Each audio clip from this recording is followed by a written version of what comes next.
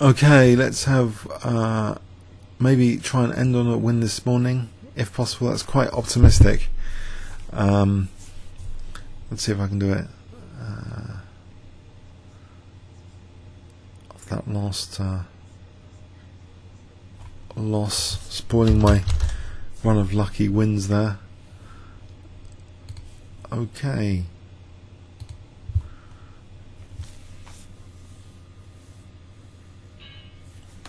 RokoMotion. Let's play usual kind of Grand Prix attack. How's he been doing recently, RokoMotion? Up and down.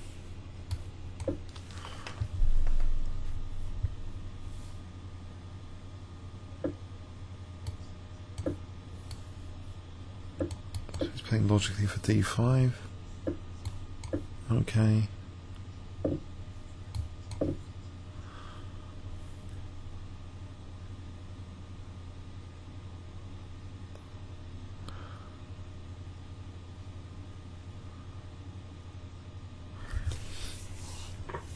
Okay, is he getting the queens off? Unfortunately, yes. Okay, do I have anything here? If I take? If I don't take? I don't really have anything. Maybe there's knight b5 to look forward to.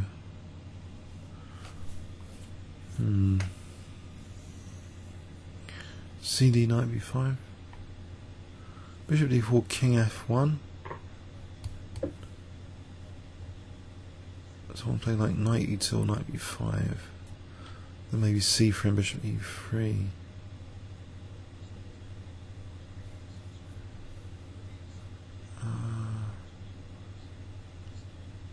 Has he got f5 though, trying to exploit this king over here? I'm not sure that was the best idea.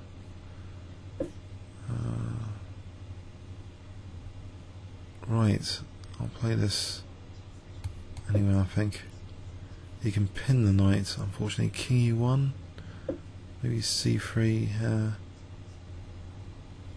and rook d7. So that rook d7 or bishop e3.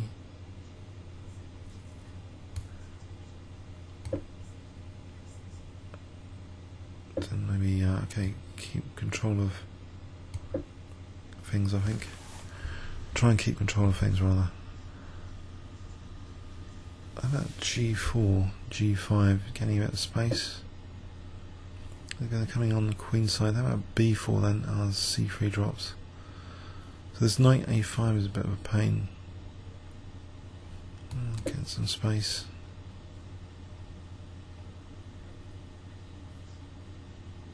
So maybe f5 is useful anyway, trying to get this bishop. Or e5 here. Then maybe g5. Try and get a knight to e4 later.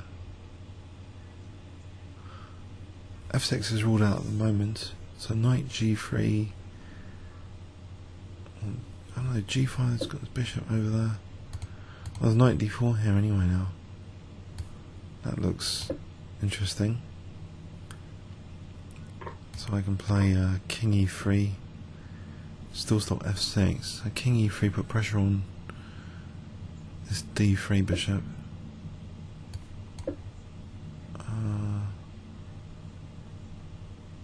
Right, so b3, just try to undermine that. Or b4, rook d2, exchange sack. I think rook d2 for a moment. Sort of double and then play, or maybe even bishop b1 later. Just bishop b1.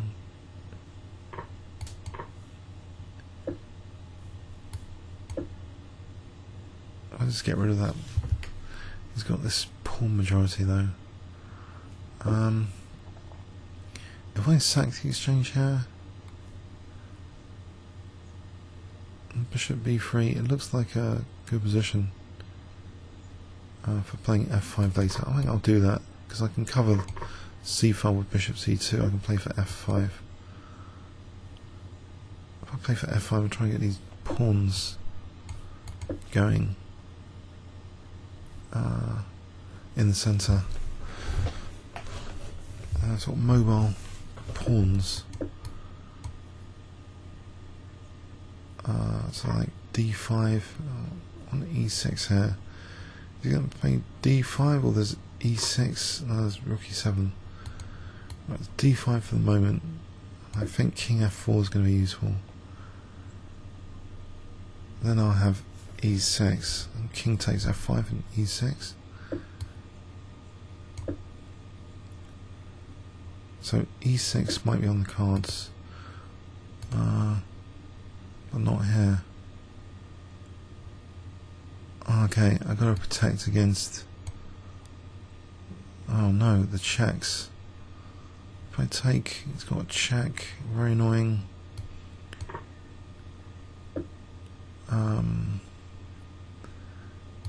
Right, but is it, have I got e6 at the end of that? Or play over here for a sec. To play e6 without this pin. Okay, it's winning some material. D6 then.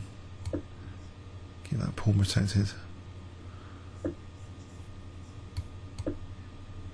Right, I've ruled out rook e7 anyway. Maybe h5, h6, rook g3, rook g7 or something. King to d5 to c6. I think okay. King to d5 to c6. Could he be under pressure here?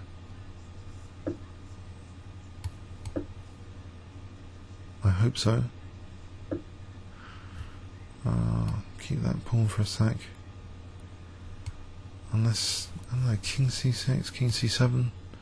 Don't have to waste too much time. This d pawn's got a lust to expand, as Fisher would say. Pass pawn, lust to expand. There's no rook c4. It's king e8. There's bishop f7, then king d8. So I think I'm crashing through with d7. So bishop f7 here.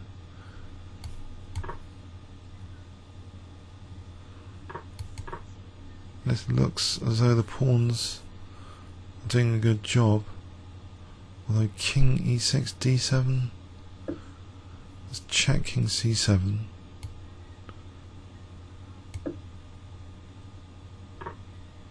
So I think actually king e8 here. Rook g8, you can try and mate me. There's d8 under promotion, but I've got an auto promote, so I'm going to be mated there. Unless I play like rook d6 first. Okay, so rook d6 first, then d8. So I'm not getting mated, I think. It's rook up. But it's pawn over here. Is that dangerous? Probably not. Play rook b5 here. And then go for his a pawn.